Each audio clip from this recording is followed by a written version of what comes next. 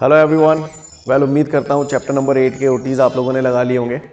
आज हम chapter number 9 की शुरुआत करने जा रहे हैं। करें शुरुआत। आज वीडियो कुछ नए तरीके से बनाई है, उम्मीद करता हूँ समझ में आएगी। धीरे धीरे करके इम्प्रूवमेंट करने की कोशिश कर रहे हैं आप लोगों के लिए। चलिए देखते हैं। पहला क्वेश्चन हम लोग के सामने है, the frequency of a light ray on going from one medium to another. जब भी कोई लाइट रे एक मीडियम से दूसरे मीडियम में जाती है तो उसकी फ्रीक्वेंसी, तो मैंने आपको पढ़ाया था कि लाइट रे एक मीडियम से दूसरे मीडियम में जाती है तो उसकी फ्रीक्वेंसी चेंज नहीं होती है, क्योंकि फ्रीक्वेंसी का फॉर्मूला होता है nu is equal to c upon lambda. मैं चाहूं तो इसे ऐसे भी लिख सकता हूं वी अपॉन लैम्डा। क्लियर। एक मीडियम से दूसरे मीडियम में जब लाइट रे जाती है तो उसकी स्पीड भी बदल जाती है, वेवलेंथ भी बदल जाती है। सपोज करो स्पीड दुगनी हो गई तो वेवलेंथ भी दुगनी हो जाती है, तो ये 2 तो 2 से 2 कैंसिल हो जाता है, फ्रीक्वेंसी वही की वही रहती है। यानी कुल मिला के इसका आंसर आपका हो जाएगा रिमेन्स अनचेंज्ड। आगे बढ़ते हैं, इसके बाद अगले क्वेश्चन की तरफ चलते हैं। नेक्स्ट क्वेश्चन हम लोग का है, the focal length of a convex lens when capped emerged in water. भैया कॉन्वेक्स लेंस को जब हम पानी के अंदर रखते हैं, याद है कांच के लेंस को पानी में डुबोने पर उसकी फोकल लेंथ यस 4 गुनी हो जाती थी। यानी बढ़ रही है या घट रही है? बढ़ रही है। तो यही क्वेश्चन है, the focal length of convex lens when capped in water, तो आंसर हो जाएगा इंक्रीजेस। आगे बढ़ते हैं, नेक्स्ट क्वेश्चन की तरफ चलते हैं। इसके बाद हमारे सामने अगला क्वेश्चन है, Snell's law. Snell's law is, तो हम लोगों ने पढ़ा है बचपन में स्नेल्स लॉ। क्या फॉर्मूला है स्नेल्स लॉ का? Mu is equal to sine I upon sine r. Mu is equal to sine I upon sine r. तो बी ऑप्शन करेक्ट हो जाएगा इसमें। उम्मीद करता हूं समझ गए होंगे आप लोग। आगे बढ़ते हैं अगले क्वेश्चन की तरफ। नेक्स्ट क्वेश्चन मुझसे बोल रहा है, the relation between critical angle and refractive index of denser medium is when rare medium is air. Okay, तो हम लोगों ने पढ़ा था r mu D is equal to 1 upon sine i c. ये रिलेशन पढ़ा था हम लोगों ने क्रिटिकल एंगल का, राइट। तो कह रहा है the relation between critical angle and refractive index of denser medium is, तो रेयर मीडियम तो एयर है, तो यहां एयर लिखने की जरूरत नहीं है। डेंसर मीडियम का refractive index mu is equal to 1 upon sine i c. तो हमारा यहां पर options, okay, sine i c को इधर ले आऊंगा तो sine i c is equal to 1 upon mu. तो ये आपका करेक्ट आंसर हो जाएगा बी, राइट। आगे बढ़ते हैं, अगले क्वेश्चन की तरफ चलते हैं। नेक्स्ट क्वेश्चन है हम लोगों का, the focal length of the lens is minimum. The focal length of the lens is minimum for the light of, यानी कैसे कलर की लाइट के लिए फोकल लेंथ मिनिमम होती है ना। कैसे कलर की लाइट के लिए फोकल लेंथ मिनिमम होती है? तो आप लोगों ने पढ़ा था mu is equal to, mu is directly proportional to 1 upon lambda और mu proportional to 1 upon f. ऐसा हम लोगों ने पढ़ा है, राइट। पढ़ा है कि नहीं पढ़ा? अब मुझसे कह रहा है the focal length of the lens is minimum. Focal length minimum होती है कौन से कलर के लिए? तो भैया फोकल लेंथ मिनिमम उसी की होगी जिसकी वेवलेंथ मिनिमम होगी, और वेवलेंथ मिनिमम किसकी होती है? वॉयलेट कलर के लिए। तो right answer would be c. C would be the right answer. चलिए नेक्स्ट बढ़ते हैं अगले क्वेश्चन की तरफ हम लोग। इसके बाद नेक्स्ट क्वेश्चन है, the relation between focal length and radius of curvature of plano convex lens is. Okay, the relation between the focal length f and radius of curvature of plano convex lens mu is equal to 1.5। चलिए भाई solve करना पड़ेगा हमें। कह रहा है focal length है f, radius of curvature है r, किसकी? Plano convex lens. ये मैंने बढ़िया फर्स्ट क्लास वीआईपी आपके लिए प्लेनो कॉन्वेक्स लेंस बना दिया, right. Plano convex lens, clear. और कह रहा है इसका रिफ्रैक्टिव इंडेक्स 1.5 है। कितना है? 1.5। तो इसकी पूछ रहा है फोकल लेंथ और रेडियस के बीच में क्या रिलेशन होगा। चलिए देखते हैं। आप लोगों ने पढ़ा था lens maker formula 1 upon f is equal to mu minus 1 upon R1 minus 1 upon R2। ये रिलेशन मैंने पढ़ा है। ये R1 है, ये R2 है, right guys. Radius of curvature R दे रहा था, चूंकि इसका स्फेरिकल सरफेस ऐसे है तो इसकी रेडियस इधर नपेगी, तो ये रेडियस प्लस की लेंगे। ये प्लेन सरफेस है तो R2 बराबर हो गया हमारा इनफाइनाइट, क्योंकि हम लोग जानते हैं प्लेन सरफेस की रेडियस ऑफ कर्वेचर कितनी होती है? इनफाइनाइट। आगे बढ़ते हैं, तो ये हो जाएगा हमारा 1 अपॉन एफ। म्यू कितना है हमारा? 1.5 माइनस 1, तो ये हो जाएगा 0.5। 1 अपॉन R1 हमारा है R, R2 कितना है? इनफाइनाइट। 1 अपॉन इन्फिनिटी 0, तो ये तो कहानी खत्म हो गई। तो 1 upon f is equal to 0.5 का मल्टीप्लाई कर दूंगा 1/r से तो r, क्लियर। डेसिमल हटेगा, 0 बढ़ेगा, 5 से 10 उड़ेगा, clear. 1/f is equal to 1/2r, इसको पलटूंगा तो ये भी पलट जाएगा, तो f is equal to 2r। उम्मीद करता हूं आप लोग समझ गए होंगे। तो हमारा इसका राइट आंसर होगा f is equal to 2r। आगे बढ़ते हैं। इसके बाद हमारे सामने अगला क्वेश्चन है, प्रिज्म प्रोड्यूसेस। तो भैया प्रिज्म क्या प्रोड्यूस करता है, तो चलिए देखते हैं, जानते हैं प्रिज्म क्या प्रोड्यूस करता है, राइट गाइस।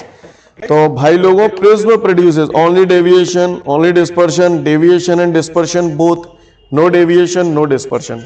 तो भाई लोगों एक बात बताओ, जब भी कोई लाइट रे एक मीडियम से दूसरे मीडियम में जाती है तो हाँ यस डेविएट हो जाती है, राइट। और ये भी हमने पढ़ा है, व्हाइट लाइट को किसी प्रिज्म में से पास किया जाता है तो वो 7 कलर्स में डिस्पर्स हो जाती है, तो ये डिस्पर्शन हो गया। यानी प्रिज्म क्या क्या करता है, डेविएशन भी करता है और साथ साथ डिस्पर्शन भी। आप देखिए ना, ये प्रिज्म है, ये व्हाइट लाइट पड़ी, हवा से कांच में जा रही है, रे टू डेंसर जा रही है, रे टू डेंसर जा रही है, तो टुवर्ड्स द नॉर्मल बैंड होती है, तो टुवर्ड्स द नॉर्मल बैंड हो गई। जिस रे को ऐसे जाना चाहिए था, जिस रे को ऐसे जाना चाहिए था, वो ऐसे बैंड हो गई, राइट, यानी डेविएट हो गई, और साथ साथ 7 रंग में फैल भी जाती है, यानी डिस्पर्शन भी हो गया, राइट गाइस। अगर ये व्हाइट लाइट होती तो फाइनली यहां पर क्या हो जाएगा, डेविएशन एंड डिस्पर्शन बोथ। उम्मीद करता हूं समझ गए होंगे। चलिए नेक्स्ट क्वेश्चन की तरफ आगे बढ़ता हूं। अब मैं अगला क्वेश्चन जो है हमारे सामने, उसमें मुझसे बोल रहा है, the phenomena of splitting of white light into its constituent colour through a prism. हाँ भैया, the splitting of white light into the 7 colour, dispersion of light, clear. तो right answer is B, dispersion of light. Scene clear है सभी को। इसके बाद अब हमारे सामने अगला क्वेश्चन है, if the focal length of the eye lens is decrease then the magnifying power of microscope will. Okay, वो कह रहा है focal length of the eye lens is decrease, focal length of the eye lens is decrease, ऐसा बोल रहे हैं। If the focal length of the eye lens is decrease then the magnifying power of microscope. Microscope की magnifying power आपने पढ़ा था -v0/u0 into d/ue, clear. Relax state में आपने पढ़ा था -v0/u0 into d/fe, clear. Relax state में उफ ue बराबर fe, याद आ रहा है। तो कह रहा है फोकल लेंथ अगर कम हो जाएगी, आई लेंस की फोकल लेंथ अगर कम हो जाएगी तो मैग्नीफाइंग पावर, तो भैया ये कम हो रहा है तो मैग्नीफाइंग पावर क्या होगी, बढ़ जाएगी, क्लियर। मैग्नीफाइंग पावर क्या होगी, बढ़ जाएगी। उम्मीद करता हूं समझ गए होंगे आप लोग। इंक्रीजेस यानी आंसर हो जाएगा हमारा ए। आगे बढ़ते हैं। अगला क्वेश्चन कह रहा है, when the image is formed at infinity then the length of the tube of the telescope will be. When the image is formed at infinity, तो इसका मतलब आई कौन सी स्टेट में, रिलैक्स स्टेट में। Eye is in relax state, उफ u बराबर f, right, है ना। Then the tube of the telescope will be, length of the tube of the telescope. Length of the tube of the telescope क्या formula था भैया, L is equal to, है ना, telescope में FO plus FE, ये relation हम लोगों ने पढ़ा था अगर आपको याद हो तो। नॉर्मल पोजीशन में L बराबर FO प्लस UE होता था, रिलैक्स स्टेट में UE की जगह FE आ जाता था, तो FO प्लस FE। आगे बढ़ते हैं, next question. On increasing the length of the tube of the microscope its magnifying power. चलिए देखते हैं इस क्वेश्चन को हम लोग अच्छे से। On increasing the length of the tube of the microscope its magnifying power. चलिए देखते हैं। Length of the tube of the microscope, microscope में हम लोगों ने पढ़ा था लेंथ ऑफ द ट्यूब का रिलेशन, है ना। Length of the tube microscope में हम लोगों ने जो रिलेशन पढ़ा था that was m is equal to L is equal to V0 plus UE, ये रिलेशन हम लोगों ने पढ़ा था। अब वो कह रहा है on increasing the length of the tube of the microscope its magnifying power. Microscope की मैग्नीफाइंग पावर के बारे में भी हम लोग थोड़ा सा डिस्कशन करते हैं। m is equal to -v0/u0 into d/ue, compound microscope की अगर हम बात करें तो इसमें गौर से देखिएगा, वो कह रहा है on increasing the length, length increase हो रही है तो इसका मतलब ये इंक्रीज हो रहा है, ये बढ़ रहा है तो इसका मतलब ये बढ़ रहा है, तभी तो ये बढ़ रहा है। अब ये बढ़ रहा है तो ये बढ़ रहा है तो इसका मतलब UE बढ़ रहा है, UE बढ़ रहा है तो मैग्नीफाइंग पावर क्या होगी, डिक्रीज हो जाएगी, क्योंकि इनवर्सली प्रोपोर्शनल है, तो आंसर हो जाएगा डिक्रीजेस। उम्मीद करता हूं समझ गए होंगे आप लोग, राइट। मैं फिर से समझाता हूं इस क्वेश्चन को। वो कह रहा है माइक्रोस्कोप की length of the tube increase हो रही है, तो लेंथ ऑफ द ट्यूब अगर इंक्रीज हो रही है तो इसका मतलब कहीं ना कहीं ये इंक्रीज हो रहा है, तभी ये इंक्रीज हो रहा है, और ये इंक्रीज होने का मतलब क्या है, मैग्नीफाइंग पावर डिक्रीज होगी। आगे बढ़ते हैं, नेक्स्ट क्वेश्चन। अगले क्वेश्चन में मुझसे बोल रहा है in a compound microscope the focal length of the objective lens is. Microscope, microscope छोटी चीज का बड़ा इमेज बनाता था, यानी इसमें पहला लेंस छोटा और दूसरा बड़ा होता था। पहले लेंस को हम लोग ऑब्जेक्टिव लेंस बोलते थे, दूसरे लेंस को हम लोग आई लेंस बोलते थे, है ना। तो वो कह रहा है in a compound microscope the focal length of the objective lens. तो ऑब्जेक्टिव लेंस का एपर्चर डायमीटर कम होता था, फोकल लेंथ भी कम होती थी, और आई लेंस की ज्यादा होती थी। तो in a compound microscope the focal length of the objective lens is more than the focal length of eyepiece lens. Wrong. Less than the focal length, यही हो जाएगा, less than the focal length of the eyepiece of the lens, right. B is the right answer. आगे बढ़ते हैं, अब हम लोग चलते हैं फिल इन द ब्लैंक्स की तरफ। तो चलिए चलते हैं फिल इन द ब्लैंक्स की तरफ।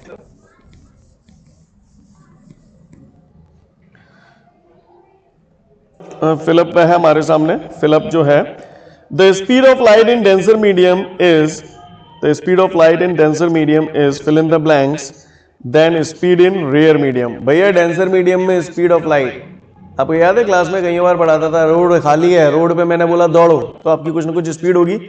दूसरे दिन सड़क पे पानी भर दिया कमर तक और फिर बोला दौड़ो, तो स्पीड बढ़ जाएगी घट जाएगी? हाँ, घट जाएगी, है ना।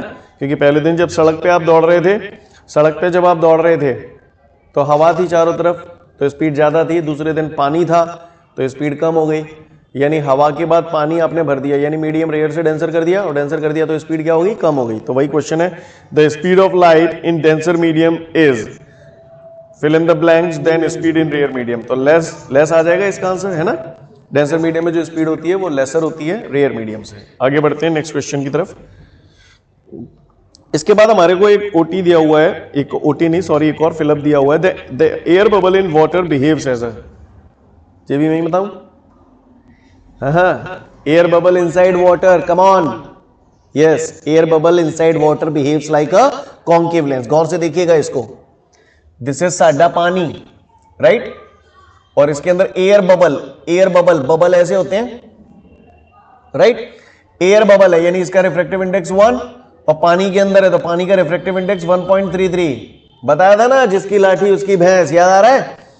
एयर बबल, बबल को आप, बबल जो है नॉर्मली वैसे तो स्फेरिकल शेप का होता है, लेकिन आप इसे कौन से लेंस की कैटेगरी में रखेंगे? कॉन्वेक्स लेंस की कैटेगरी में रखेंगे। भैया हमें मालूम है ये कॉन्वेक्स लेंस है, ये कॉन्केव लेंस है। इस लेंस को अगर थोड़ा सा और फुला दूं तो कहीं ना कहीं ये गोल टाइप का शेप हो जाएगा, यानी जो बबल है वो कॉन्वेक्स लेंस है। लेकिन जैसे हम उसे पानी में रखते हैं तो चूंकि एयर बबल का रिफ्रैक्टिव इंडेक्स लिक्विड के रिफ्रैक्टिव इंडेक्स से कम है, तो ऐसी सिचुएशन में ये अपने नेचर को बदल देगा, यानी ये कॉन्वेक्स जो है वो काय की तरह बिहेव करेगा? कॉन्केव की तरह। मैंने आपको डायरेक्ट याद भी करवाया था, an air bubble inside water behaves like a concave lens, right. तो वही है ये, air bubble in water behave as concave lens. आगे बढ़ते हैं।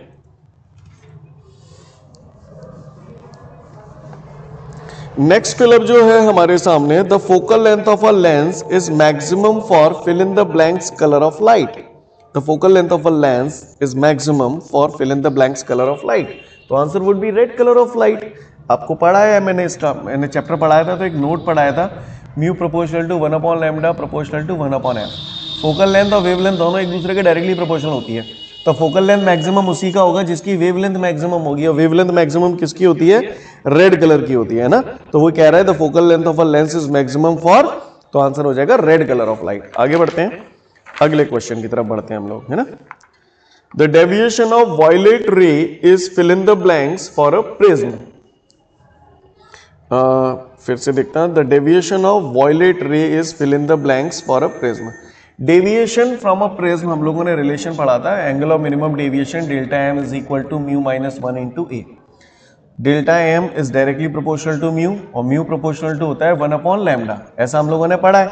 तो वो कह रहा है हमसे the deviation of violet colour, deviation पूछ रहा है वायलेट कलर। तो चूंकि वायलेट कलर की वेवलेंथ सबसे कम होती है, तो वायलेट कलर की वेवलेंथ सबसे कम है, तो इसके लिए डेविएशन कैसा होगा? मैक्सिमम। तो deviation of violet ray is maximum for a prism, right. तो आंसर होगा maximum.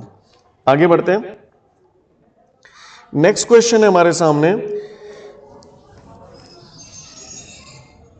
In a compound microscope, in a compound microscope the focal length of the objective lens is fill in the blanks then the focal length of the eye lens. ये अवयाल बताया था उसी type का है। Microscope, compound microscope, microscope छोटी चीज का बड़ा इमेज बनाता है, तो पहला लेंस छोटा दूसरा बड़ा।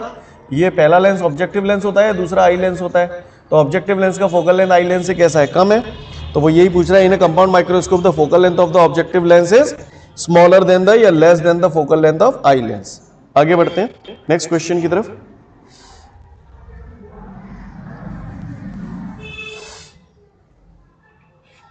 On doubling the diameter of the objective lens of an astronomical telescope, the intensity of image becomes fill in the blanks time. Telescope है भैया, टेलीस्कोप दूर की चीजों का इमेज पास में बनाता है। तो मैंने बताया था पहला लेंस बड़ा होता है, दूसरा इसमें छोटा होता है, राइट। इनफाइनाइट से यहां से ऐसे करके लाइट रेज आती हैं, जितनी ज्यादा लाइट रेज आएंगी उतना ज्यादा इमेज ब्राइटर बनेगा, राइट, उतना ज्यादा इमेज यहां पर ब्राइटर बनेगा, राइट। तो वो कह रहा है कि अगर मैं ऑब्जेक्टिव लेंस का diameter on doubling the diameter of objective lens, इसका ये जो डायमीटर जो है इसको डबल कर दूं, यानी ये लेंस और बड़ा कर दूं, और बड़ा करूंगा तो लाइट और ज्यादा आएगी, लाइट और ज्यादा आ जाएगी तो इमेज यहां पर और ज्यादा ब्राइट बन जाएगी, है ना। तो वो कह रहा है कि इंटेंसिटी कितनी हो जाएगी। तो यहां पर मैं आपको एक रिलेशन बताना चाहूंगा, आप चाहें तो इसे अपने पास नोट करके रखें कहीं ना कहीं। Intensity of the image is directly proportional to the square of the diameter of aperture of the objective lens, right.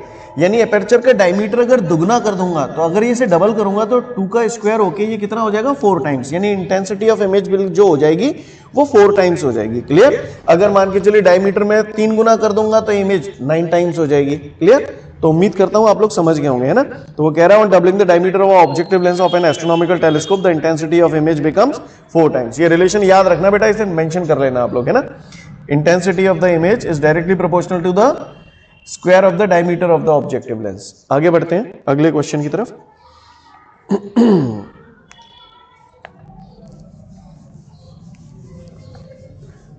अगला क्वेश्चन है in a terrestrial telescope the image of the object is. भैया terrestrial telescope याद है, astronomical telescope का दिक्कत यह आ रहा था कि उसमें जो इमेज बन रहा था वो उल्टा बन रहा था, है ना, एस्ट्रोनॉमिकल टेलीस्कोप में। उसके बाद उसका मॉडिफिकेशन जो है that was the terrestrial telescope. वहां पर हमने उस उल्टे इमेज को कैसा कर दिया था, सीधा कर दिया था। सीधा करने के लिए हमने ऑब्जेक्टिव लेंस और आई लेंस के बीच में एक तीसरा लेंस लगाया था जिसे फील्ड लेंस कहते थे हम, राइट। उसका काम ही क्या था, उल्टे इमेज को सीधा करना, राइट। तो वो कह रहा है in a terrestrial telescope the image of the object is erected, right. आगे बढ़ते हैं। अगला है reflecting telescope is free from the defect of. Okay, तो भैया ये कौन से डिफेक्ट से फ्री रहता है, तो ये क्रोमेटिक एब्रेशन या स्फेरिकल एब्रेशन के डिफेक्ट से फ्री होता है। रिफ्लेक्टिंग टेलीस्कोप जो होते हैं उसमें क्रोमेटिक एब्रेशन का डिफेक्ट नहीं होता है, क्लियर, याद रखना इस पॉइंट को, clear. Reflecting telescope is free from the defect of chromatic aberration. इसके बाद नेक्स्ट क्वेश्चन है for a healthy I least distance of distinct vision is. ये भी बताऊं कितनी होती है, हाँ 25 सेंटीमीटर। कौन से लेटर से डिनोट करते हैं, very good, capital D, right. तो उसने पूछा मुझसे for a healthy I least distance of distinct vision is, answer is 25 centimetre. अगला है resolving limit of a healthy I is, clear. Resolving limit of a healthy I is, दिखाई दे रहा है आपको क्वेश्चन। तो resolving limit of a healthy I, resolving limit मैंने आपको direct relation याद कराया था। रिलेशन क्या, आई मीन डायरेक्ट लिमिट बताई थी 1/60 डिग्री, है ना। Resolving limit of healthy I या तो आप लिख दो 1 मिनट या 1/60 डिग्री, एक ही बात है। चाहे तो 1 मिनट लिख दो या फिर 1/60 डिग्री लिख दो, सीन क्लियर है, एक ही बात है। आगे बढ़ते हैं। चलिए तो अब हम लोग ट्रू फॉल्स देखते हैं। ट्रू फॉल्स में सबसे पहला हमको दिया है the speed of light varies in different media. भैया अलग अलग मीडियम में लाइट की स्पीड कैसी होती है, सेम नहीं होती, सेम अलग अलग होती है, क्लियर है ना सभी को, ये भी बताऊं, क्लियर। तो ये बात हम लोग जानते हैं कि जब भी कोई लाइट एक मीडियम से दूसरे मीडियम में जाती है तो उसकी स्पीड बदल जाती है, यानी अलग अलग मीडियम में उसकी स्पीड वेरी करती है। तो वही तो बोल रहे थे speed of light varies in different media, तो या इट्स ट्रू, क्लियर। आगे बढ़ते हैं नेक्स्ट क्वेश्चन। अगले क्वेश्चन में मुझसे बोल रहे हैं on increasing the wavelength of the light the refractive index of medium increases. On increasing the wavelength of the light the refractive index of medium increases. हाँ भैया फॉल्स हो जाएगा, क्योंकि हम लोगों ने पढ़ा है mu proportional to 1/λ, right. Wavelength अगर बढ़ेगी तो रिफ्रैक्टिव इंडेक्स कम होगा और वेवलेंथ कम होगी तो रिफ्रैक्टिव इंडेक्स बढ़ेगा। क्या बोल रहे हैं यहां पर मुझसे, ऑन इंक्रीजिंग द वेवलेंथ, है ना, on increasing the wavelength of the light the refractive index of medium increases. तो फॉल्स हो जाएगा क्योंकि डिक्रीज होगा ऐसी सिचुएशन में, राइट। आगे बढ़ते हैं अगले क्वेश्चन की तरफ। इसके बाद अगला है there is no effect of the change in intensity of light on its speed. Okay भैया, लाइट की इंटेंसिटी में चेंज कर देने से उसकी स्पीड में कोई चेंज नहीं होता। क्लियर है? सूर्य भगवान से धूप हम तक पड़ रही है, अब वो धूप कम पड़े चाहे ज्यादा पड़े, लेकिन उसकी स्पीड जो होती है वो फिक्स होती है, that is 3 × 10⁸ metre per second. तो कह रहा है there is no effect of the change in intensity of light on its speed. Clear? तो या that is true. Clear? Change in intensity से स्पीड पे कोई इफेक्ट नहीं पड़ता। अगले पे बढ़ते हैं हम लोग। नेक्स्ट है इसके बाद the focal length of a lens does not depend upon the refractive index of the material of the lens। भैया the focal length of the lens, तो भैया हमने ये पढ़ा है, the focal length of the lens is 1/f is equal to mu minus 1 1/r1 minus 1/r2। Relation पढ़ा है, the focal length of the lens depend on the refractive index of the medium. But ये हमसे क्या कह रहा है, the focal length of the lens does not depend on the refractive index of the medium, तो false हो जाएगा। Clear? आगे बढ़ते हैं। The angle of deviation of a prism does not depend upon the refractive index of the material of the prism. भैया angle of minimum deviation relation पढ़ा था अपन ने, याद है? तो डेल्टा एम बराबर म्यू माइनस 1 × a, यानी angle of minimum deviation refractive index of the material of the prism पे डिपेंड कर रहा है, और ये हमसे क्या कर रहा है कि नहीं कर रहा है, तो क्या हो जाएगा? फॉल्स हो जाएगा। फिर से देख लो एक बार, the angle of deviation of a prism does not depend upon the refractive index of the material of the prism, और यहां पर हम देख रहे हैं कि ये तो कर रहा है डिपेंड, तो फॉल्स हो गया। आगे बढ़ते हैं अगले क्वेश्चन की तरफ। dispersive power has no unit।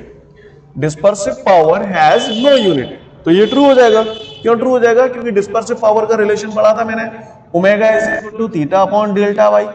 Theta angular dispersion है, डिग्री में नापोगे, यस और नो? काय में नापोगे? डिग्री में। डेल्टा वाई क्या है? Minimum angle of deviation for yellow colour. Angle of deviation, ये भी एंगल है तो ये भी डिग्री। बोला भैया, डिग्री डिग्री डिग्री। क्लियर? यानी डिस्पर्सिव पावर का कोई यूनिट नहीं होता। सीन क्लियर है? तो dispersive power has no unit. आगे बढ़ते हैं। अगला है on reversing the tube of microscope it becomes the tube of the telescope.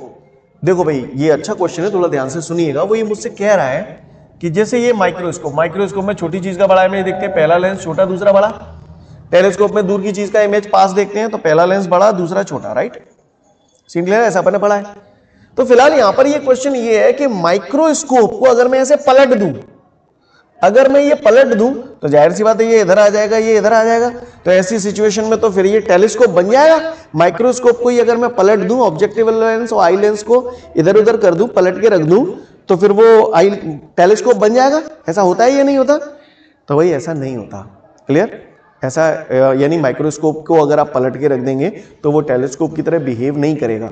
आपको याद होगा मैंने कंपाउंड माइक्रोस्कोप और एस्ट्रोनॉमिकल टेलीस्कोप में डिफरेंस बताया था, है ना? तो वहां पर मैंने बताया था कि जो टेलीस्कोप होते हैं वहाँ ऑब्जेक्टिव लेंस और आई लेंस की फोकल लेंथ में डिफरेंसेस बहुत ज़्यादा होते हैं, जबकि माइक्रोस्कोप में ऑब्जेक्टिव लेंस और आई लेंस की फोकल लेंथ में डिफरेंसेस कम होते हैं, राइट? तो ऐसी सिचुएशन में अगर कोई आपको बोले कभी भी कि माइक्रोस्कोप को अगर मैं पलट के रख दूं और वो टेलीस्कोप की तरह बिहेव करने लगेगा, तो ऐसा नहीं होता। तो यही क्वेश्चन है, on reversing the tube of the microscope it becomes the tube of the telescope. तो आंसर इज फॉल्स, वो टेलीस्कोप की तरह बिहेव नहीं करेगा। आगे बढ़ते हैं।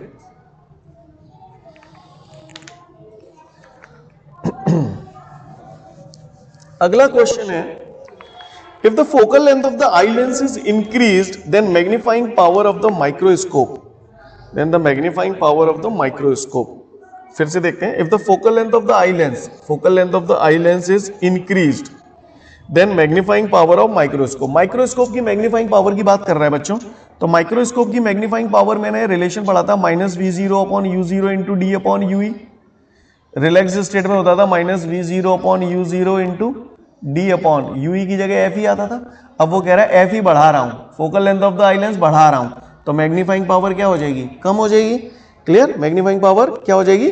कम हो जाएगी, यानी फोकल लेंथ बढ़ाने पर मैग्नीफाइंग पावर कम हो जाएगी। तो देखते हैं, वो ये कह रहा है if the focal length of the eye lens is increase then the magnifying power of microscope increases बोल रहा है, जबकि डिक्रीजेस आ रहा है, तो आंसर क्या हो गया? फॉल्स हो जाएगा। क्लियर? उम्मीद करता हूं समझ गए होंगे आप लोग।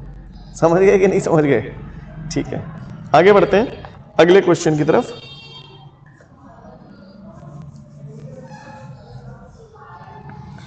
On decreasing the focal length of the eye lens on decreasing the focal length of the eye lens, on decreasing the focal length of the eye lens, ठीक है। The magnifying power of telescope decreases, तो magnifying power of telescope, भैया telescope की magnifying power याद है, फूफी relax state में minus F upon F E, right. तो कह रहा है कि अगर आई लेंस की फोकल लेंथ कम कर दूंगा तो मैग्नीफाइंग पावर बढ़नी चाहिए, है ना। आई लेंस की फोकल लेंथ अगर कम करूंगा तो मैग्नीफाइंग पावर बढ़नी चाहिए। यहां पर मुझसे क्या बोल रहा है, on decreasing the focal length of the eye lens the magnifying power of telescope decreases कह रहा है, जबकि इंक्रीज होनी चाहिए, तो ये फॉल्स हो जाएगा। क्लियर, आगे बढ़ते हैं। अगला क्वेश्चन, अगले क्वेश्चन में मुझसे कह रहा है वो, in a reflecting telescope the defect of spherical aberration in the image is minimized by making the reflecting mirrors parabolic, yeah that is true। Clear, वहां पर हम लोग मिरर्स का इस्तेमाल करते थे, पैराबोलिक मिरर लेने से जो स्फेरिकल एब्रेशन का डिफेक्ट था वो काफी हद तक मिनिमाइज हो जाता था, या दैट इज ट्रू। आगे बढ़ते हैं, अब चलते हैं हम लोग मैचिंग्स की तरफ, करें शुरुआत। चलिए, सबसे पहला दिया है इसमें मिराज। मिराज मतलब, मिराज होता है false impression of water in the desert, right. पर चूंकि टोटल इंटरनल रिफ्लेक्शन, अब आप लोगों के सिलेबस में टोटल इंटरनल रिफ्लेक्शन तो है लेकिन उसकी एग्जाम्पल नहीं है, उसकी एग्जाम्पल में ये पढ़ाया जाता था। मिराज एक्चुअली जो एग्जाम्पल होता है वो टोटल इंटरनल रिफ्लेक्शन का होता है, राइट। यानी मिराज का आपका हो जाएगा टोटल इंटरनल रिफ्लेक्शन, यानी आपका पहले का हो गया आपका सी, राइट। क्लियर, दूसरे में कह रहा है स्नेल्स लॉ। क्लियर, दूसरा क्या कह रहा है हमसे, स्नेल्स लॉ। स्नेल्स लॉ की अगर मैं बात करूं तो मुझे मालूम है स्नेल्स लॉ क्या है, लॉज ऑफ रिफ्रैक्शन है, रिफ्रैक्शन ऑफ लाइट से रिलेटेड है, तो दूसरे का आंसर हमारा हो गया ए। क्लियर, तीसरी बात आती है, तीसरे में मुझसे कह रहा है रिफ्रैक्टिव इंडेक्स। रिफ्रैक्टिव इंडेक्स की अगर मैं बात करूं तो अगर आप लोगों को याद होगा, रिफ्रैक्टिव इंडेक्स आप लोगों ने पढ़ा था, ये रिलेशन पढ़ा है, याद है, R mu D is equal to H upon H dash. H real depth होती थी, एच डैश अपेरेंट डेप्थ होती थी, है ना। तो रिफ्रैक्टिव इंडेक्स और रियल डेप्थ अपेरेंट डेप्थ के बीच में ये रिलेशन होता है, तो refractive index is equal to real depth upon apparent depth लिखा जा सकता है, यस और नो। तो इसका आंसर हो जाएगा आपका एफ, थर्ड का हो गया आपका एफ। नेक्स्ट बात आती है फोर्थ। फोर्थ की बात अगर मैं करूं तो कॉन्केव लेंस, तो कॉन्केव लेंस, तो भैया मैंने पढ़ा है कॉन्वेक्स लेंस का नेचर ऐसा होता है, वो लाइट रेज को ऐसे करता है, और कॉन्केव लेंस की ये क्वालिटी होती है कि वो लाइट रेज को ऐसे कर देता है। यानी कॉन्केव लेंस डाइवर्जेंट लेंस होता है और कॉन्वेक्स लेंस कन्वर्जिंग लेंस होता है। तो यहां पर इसका आंसर हो जाएगा हमारा कॉन्केव लेंस, डाइवर्जेंट हो जाएगा, चौथे का बी हो जाएगा हमारा, राइट। फोर्थ का हमारा हो जाएगा बी। अब बात आती है fifth, convex lens. Convex lens की अगर हम लोग बात करें तो कॉन्वेक्स लेंस कन्वर्जेंट लेंस हो जाएगा, तो फिफ्थ का हो गया हमारा डी। आगे की बात पावर ऑफ लेंस, तो पावर ऑफ लेंस का फॉर्मूला पढ़ा था हमने, reciprocal of focal length is called power, right. P is equal to 1/f, तो आपका सिक्स्थ का हो जाएगा आपका ई। उम्मीद करता हूं समझ गए होंगे आप लोग। क्लियर, आगे बढ़ते हैं अगले मैचिंग की तरफ।